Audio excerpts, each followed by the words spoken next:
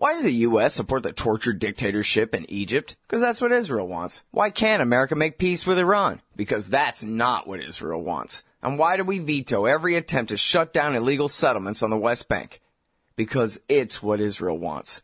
Seeing a pattern here? Sick of it yet? It's time to put America first. Support the Council for the National Interest at councilforthenationalinterest.org and push back against the Israel lobby and their sock puppets in Washington, D.C. That's councilforthenationalinterest.org.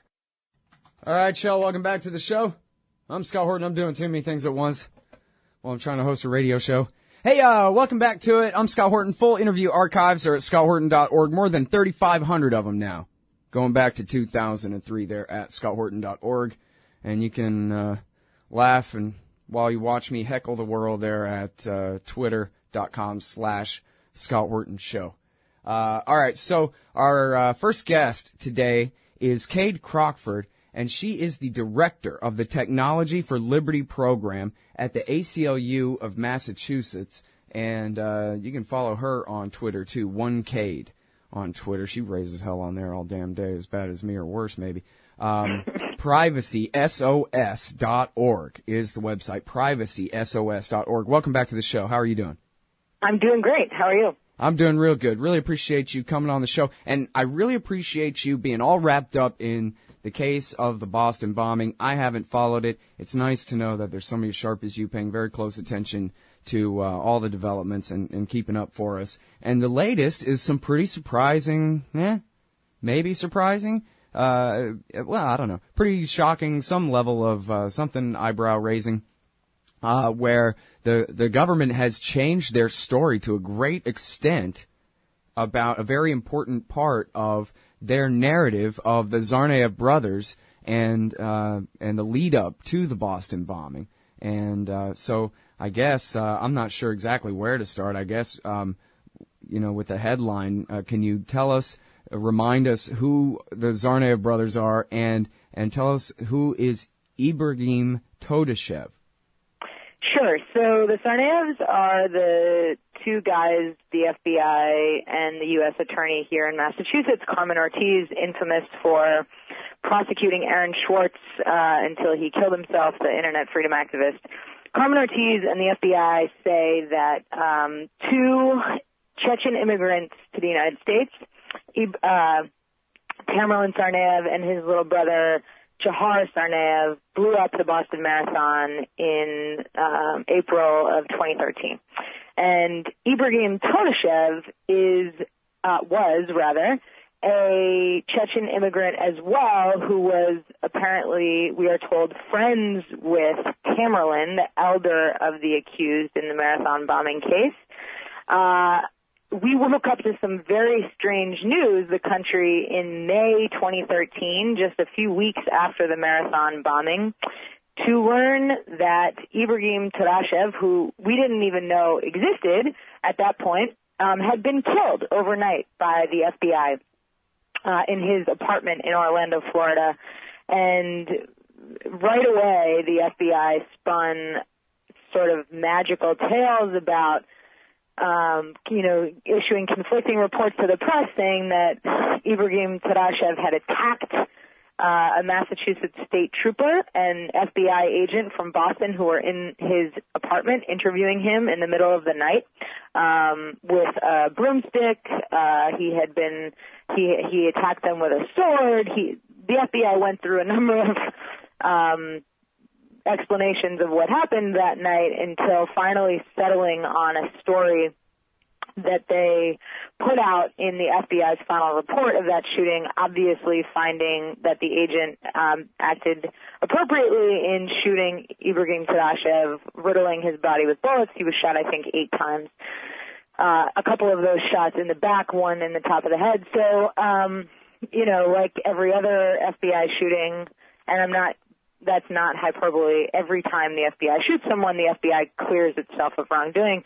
Like every other FBI shooting, the FBI found that the agent, in this case, a guy called Aaron McFarlane, who had actually been an Oakland police officer who was the target of a number of lawsuits for sort of vindictive, brutal behavior out in Oakland, He moved to Boston and became an FBI agent in the Boston office, went down to Florida and killed Ibragim Todashev, who we were told at the time was potentially responsible with Tamerlan Tsarnaev, again, the elder brother who was killed a couple days after the marathon bombing by authorities in a bizarre shootout in Watertown, Massachusetts, accused of the Boston Marathon bombing, just about found guilty, at least in the public's mind. We learned right after the FBI killed his friend Ibragim Todashev in Florida that the government suspected that Todashev and the elder Tsarnaev had participated in a very gruesome triple murder on the 10th anniversary of 9/11, September 11th, 2011, in Waltham, Massachusetts, in which Tamerlan Tsarnaev's best friend and two other people, the three of them drug dealers basically, were found with their throats slit to the point where their heads were almost decapitated, with lots of marijuana dumped on their bodies and thousands of dollars cash found in the house. It's a totally bizarre murder. Very rarely do things like that happen ever in this country, let alone in a very quiet suburb like Waltham. This was on a residential street in the dude's apartment. And as I said, Tamerlan was best friends with one of the deceased. So after we woke up to the news that Ibragim Todashev had been killed by the FBI in the middle of the night, a few weeks after the Boston Marathon bombings, 2 years and some change after or I guess just under 2 years after the September 11th triple murder in Waltham, we were told that the authorities thought that Ibragim Todashev had killed those people with his friend Tamerlan Tsarnaev. Now, immediately after those allegations were anonymously leaked to the press by officials, CARE, the Center for American Islamic Relations in Florida, announced that they had evidence that Todashev was not in Massachusetts at the time of the 2011 murders and that they would be producing that evidence in a report that has never come out, unfortunately. But there was a lot of shady stuff that happened immediately after Todashev's killing, which was shady as well. And you can read all about all of that shady stuff and listen to it even in a report that a journalist in Boston named Susan Zalkin did for Boston Magazine, and then was picked up by This American Life, the NPR production. They did an hour-long program on what happened in the wake of Todashev's killing by the FBI. His girlfriend was seized by the Department of Homeland Security and summarily deported after speaking to Susan Zalkin, a journalist here in Boston, who went down to Florida to talk to her. A number of his friends, basically everybody who knew the guy, except for his former mother-in-law, who was a former U.S. Army employee, were deported from the United States. Some of them arrested, held in solitary confinement for lengthy periods. But it's really quite bizarre that the FBI goes down to Florida, kills the person we are told is the sole living witness to a gruesome, yet-to-be-solved triple murder in Waltham, Massachusetts that predated the marathon bombings by about 2 years, for which we are told Tamerlan Tsarnaev is partially responsible, and then proceeds to deport basically everyone he knew. So it really looks like a cleanup operation. What they're trying to hide, we still don't know. Right. Well, what a mess. So, first of all, when it comes to the actual night of the death of Todashev here, this interrogation and all that, from all that you've seen or know, and I'm sorry, I'm asking you to speculate, it'd be an educated guess, I guess. Does it look to you like this was just a hit on a guy who knew the guy who did the bombing and just typed that loose end, or that some kind of fight broke out during the interrogation and the cops just went too far and killed him like they like to do every day? Or what happened there? Do you know? Oh, crap, and now the music's playing. We got to take a break. Well, anyway, we'll be right back, everybody, with Kade Crockford. She's one Kade on Twitter. You ought to follow her there. The blog is privacysos.org, and this article is called "Shocking New Information in Tsarnaev Case Casts Doubt on Official Story About the Killing of Ibragim Todashev." We'll be back in just a second. Man, you need some Liberty stickers for the back of your truck. At LibertyStickers.com, they've got great state hate, like Pearl Harbor was an inside job. The Democrats want your guns. U.S. Army, die for Israel. Police brutality, not just for black people anymore. And government school, why you and your kids are so stupid. Check out these and 1,000 other great ones at LibertyStickers.com. And of course, they'll take care of all your custom printing for your band or your business at TheBumperSticker.com. That's LibertyStickers.com. Everyone else's stickers suck. All right, you guys, I'm Scott Horton. Welcome back. It's my show, The Scott Horton Show. Coming up, Jason Ditz and Chris Woods. Right now, talking with Kade Crockford from the ACLU of Massachusetts. And I don't know what that might sound like to you, but I beseech you, check out her great blog, privacysos.org. Follow her on Twitter. It's one Kade with a K, Kade, on Twitter there. And so I'm sorry, we were interrupted by the break, and I was asking you to speculate, which ain't really fair, but I'm just trying to understand as best I can. You got the FBI, the government says that the Boston bomber and his buddy did this murder. They're in the middle of, they say, getting him to confess to that murder. This is one that took place a year and a half, a robbery murder that took place a year and a half before the bombing.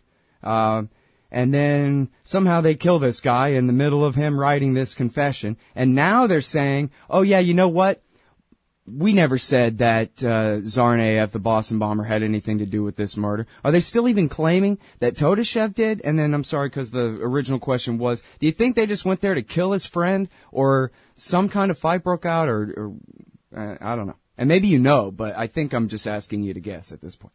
Yeah, well, that's a lot of questions. But to start with the question about what happened that night in Todashev's apartment, I have no idea. I mean, I wasn't there, but what I can say is that there's a lot of fishy stuff surrounding his killing. First off, the FBI is not usually in the business of going to people's homes in the middle of the night and interviewing them until, midnight, 1 o'clock in the morning.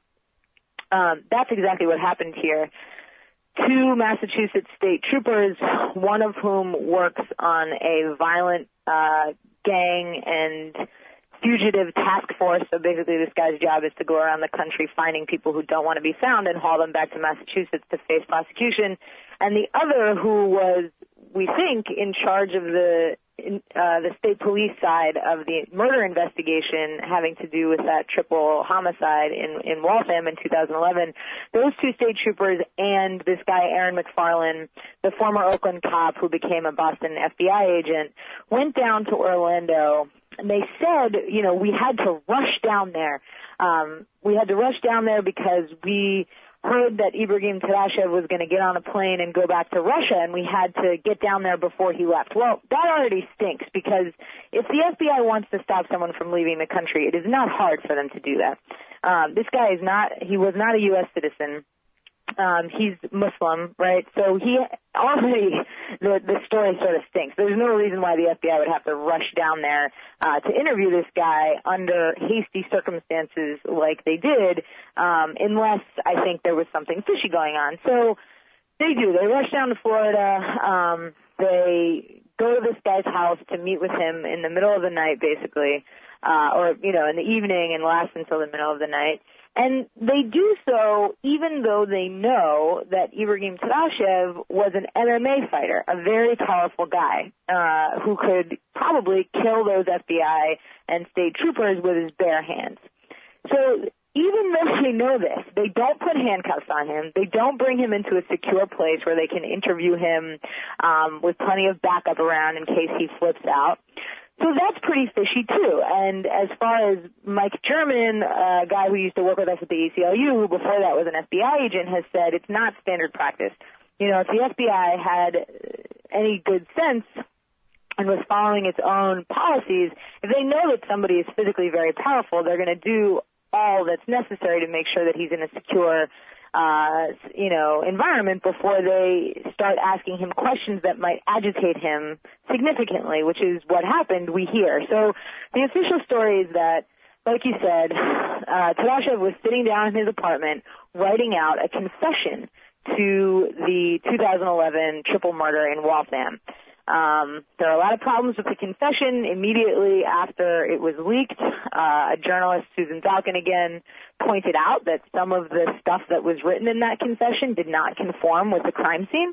So already that was a little bit fishy. But like you said, now, over a year later, we hear from the federal government in a court filing in the trial against the younger Tsarnaev brother who's facing the death penalty here in Massachusetts.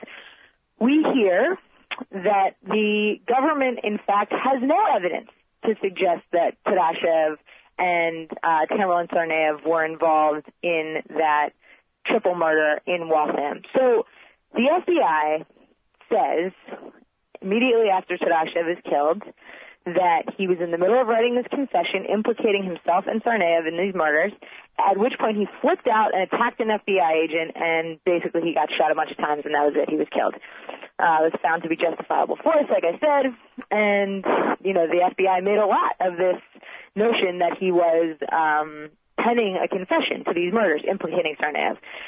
In response to your question about whether or not they went down there to kill him, I don't know, but we do have one bizarre hint to answer that question, which is a text message, a series of text messages that the law enforcement agents who were in that room sent each other the day after his killing. So the day after, one of the cops sends a text message to another one, and this is on my website. We have these materials because there was a state's attorney's report in Florida looking into this to see if they were going to bring any manslaughter or homicide charges against the FBI agent who killed Todashev. Of course, they didn't. But in the report, they highlight some of these text messages, and one of them says, one says, "Well done this week, men. Well done. Enjoy some time at home. We'll talk soon." And then the next message says, "That was supposed to say, well done, men. We all got through it, and we're now heading home. Great work."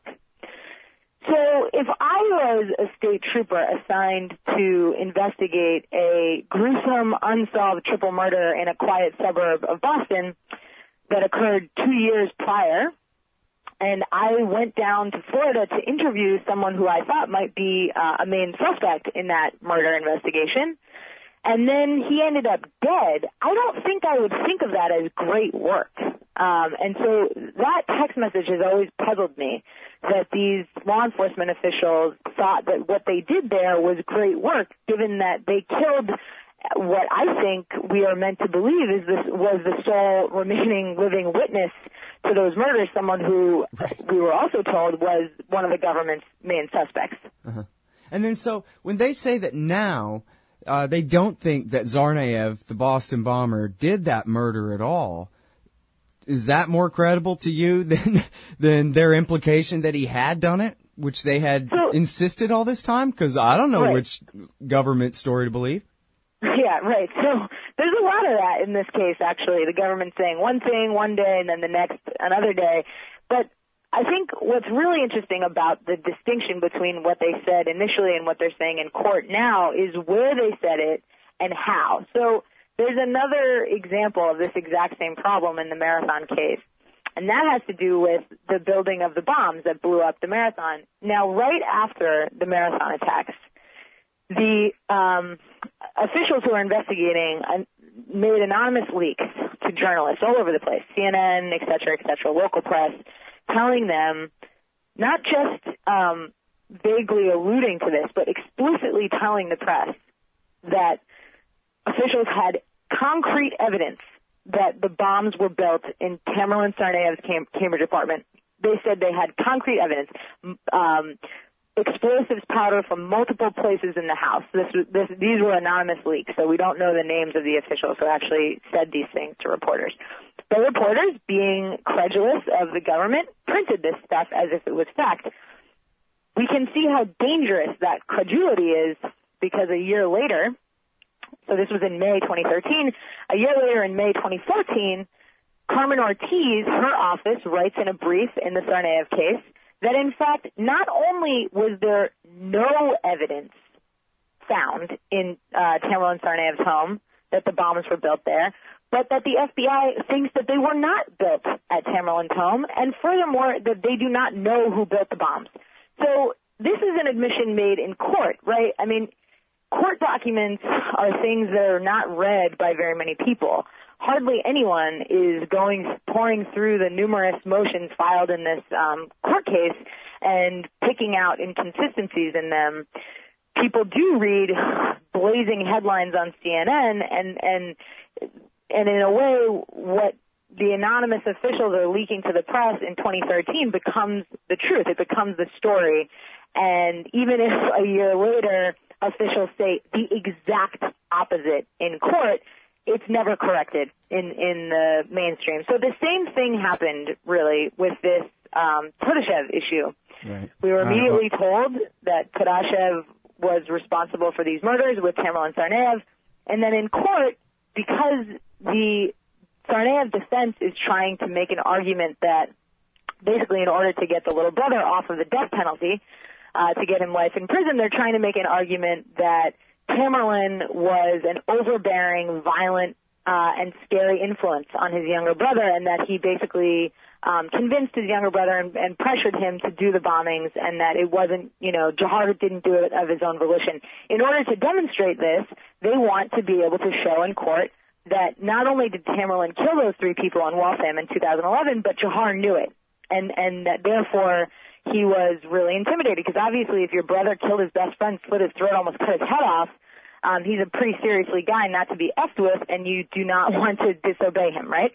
So in this context, this is the context in which the government's startling admission comes that they have no evidence that Tamerlan Tsarnaev was involved in those murders. Now, just last week, a federal judge ruled on these motions. What happened was the defense said, we want to see the evidence that the government has in its Waltham murder investigation so we can use that in court to show that Tamerlan was an overbearing influence on his brother. The government was saying, no, we're not showing you any of that stuff. And part of the reason we're not going to show you is that we don't have any evidence that Tamerlan was involved in those murders. This despite the fact that they said a year prior in public that Todashev was penning a confession implicating Tsarnaev when he was killed. So that's why what's recently gone on in court cast so much doubt and suspicion, I think, on what the FBI has been saying publicly. Now, which of those things is true, we still don't know. It seems like a giant pile of BS just for, part of the motive argument in a case that'll probably be pled out anyway, right? I mean, the younger brother's going to do what his older brother said because his older brother is bigger and older and is a professional fighter and must have beaten his younger brother's ass 1,000 times in their lives. And so they could make the same argument without any of this stuff at all. Without the, cutting a guy's head off and all this stuff. Yeah, and I don't know this because I'm not privy to any secret information that the defense is using or any of their strategy, but just judging on what they've been doing, from the public stuff, from the court filings, it seems to me that it might be a way to try to get the government to plea, because it sure seems like the government is hiding something, right? And so if the defense says, we want to see access to this information, and this information is something that the government very much does not want to disclose, it could be an attempt to try to move forward towards a plea, to push the government to plea, because I think Carmen Ortiz really does want to go to trial, which confuses me in part because a trial will have the effect of airing, I think, a lot of dirty laundry that maybe the FBI does not want aired. And I think that some of these motions, especially the motion to get input into the record, some of the information about the Waltham investigation might be related to that. Mm-hmm. Well, and again, it's unfair, and I'm asking you to speculate, but you alluded to it, so I'll ask you, what sort of dirty laundry do you suspect might be involved here? Well, just among one thing for sure is that the Jahar Tsarnaev defense team submitted a brief in court last year that said that they had evidence to show that Tamerlan Tsarnaev was approached multiple times by the FBI to become an asset. So if he did become an asset, that would not look very good for the FBI. If one of their own informants or assets ended up committing a gruesome terrorist attack in the United States, I think that would be something that the FBI would not like to be made public. And again, I don't know if that's true. I don't know if it's true that he became an informant, but federal public defenders, the people who are defending Tamerlan Tsarnaev, are no conspiracy theorists. They are not, Alex Jones types. These federal public defender positions are highly sought after among the best attorneys in the country. These are very serious people who have very serious reputations to maintain and would not make such a claim in court if they didn't have evidence to back it up. So I think there's something to that. Sure. Well, and we've seen that Trevor Aronson's great journalism in his book, The Terror Factory, and of course the ACLU itself has done massive studies that we've talked with, other of your colleagues on the show about in the past, about all the FBI entrapment jobs, certainly well north of 50 now, where people were outright stung into these bogus terrorism plots. And that's not including just bogus charges for donating to charity or whatever, but actual entrapments. And so it seems within the realm of possibility that even if they didn't recruit the guy, that they sure tried a few times. That's right, yeah. Even within the realm of possibility, I'm not saying I've seen anything to indicate this, I don't know, that they wanted to trick him into doing something and he did this. So I don't know. It's a fair question to ask if you read Trevor Aronson's book, for sure. That's right. And not only just that, it's not just the brief that Tsarnaev's lawyers filed saying that they have evidence that he was approached to become an FBI informant, but Chuck Grassley, the Republican senator, actually wrote a public letter to the FBI just before Robert Mueller left his position in October 2013, asking very publicly a number of questions which I think the FBI did not want to answer. Among them was that question: did you ever approach Tamerlan to become an informant? And if not, why not? And I think that second question is a really good one. I mean, people need to remember that the FBI admits that it investigated Tamerlan Tsarnaev for 3 months in the summer of 2011, just before those Waltham murders. And it is, as anybody who has read Trevor's book or paid any attention to what the FBI has been doing for the past 10 years, it is FBI policy to ask Muslims to become informants. And so I think Chuck Grassley's questions are good ones. Did you ask him to become an informant? And if not, why not, since that's your standard operating procedure? Right. Yeah, that's definitely a great follow-up there. And with that, I'm sorry, I can't follow up any further. I've got to let you go. We're way over time here, and we got to move on. But thank you so much for coming back on the show, Kate. I really appreciate it. Thanks for having me. Take care. All right, y'all. That's Kade Crockford. She is, let me get the title right, at the ACLU in Massachusetts, Director of the Technology for Liberty program. And she keeps a great blog, including many very interesting, in-depth entries on the Boston bombing at privacysos.org. That's privacysos.org. Hey, all, Scott here. If you're like me, you need coffee. Lots of it. And you probably prefer it tastes good, too. Well, let me tell you about Darren's Coffee Company at darrenscoffee.com. Darren Marion is a natural entrepreneur who decided to leave his corporate job and strike out on his own, making great coffee. And Darren's Coffee is now delivering right to your door. Darren gets his beans direct from farmers around the world. All specialty, premium grade with no filler. Hey, the man just wants everyone to have a chance to taste this great coffee. darrenscoffee.com. Use promo code Scott and you get free shipping. darrenscoffee.com. Hey, y'all, Scott Horton here, and I'm so excited about commodity discs from commoditydiscs.com. They're 1-ounce silver pieces with a QR code engraved on the back side. Scan the code with your phone and get the instant spot price. Commodity discs are paving the way forward for the alternative currency community in America and around the world. The QR code Commodity Disc. Technology has now finally made a real free market silver currency viable. And anyone who donates $100 or more to the Scott Horton Show at scotthorton.org/donate gets one free. That's commoditydiscs.com. Hey, all, Scott here for Whole Food Multi-Complete at WholeFoodComplete.com. Whole Food Multi-Complete is an entire supplement program in one bottle, containing 100% RDA of vitamins and minerals, plus live probiotics, digestive enzymes, antioxidant herbs, energy nutrients, and more. It's made in America using real foods and live probiotics. No chemical synthetics. It's soy-free, gluten-free, and independently tested and verified. They're so sure you'll love it, they're taking 20% off your first order with coupon code Scott Horton. Satisfaction is guaranteed at WholeFoodComplete.com.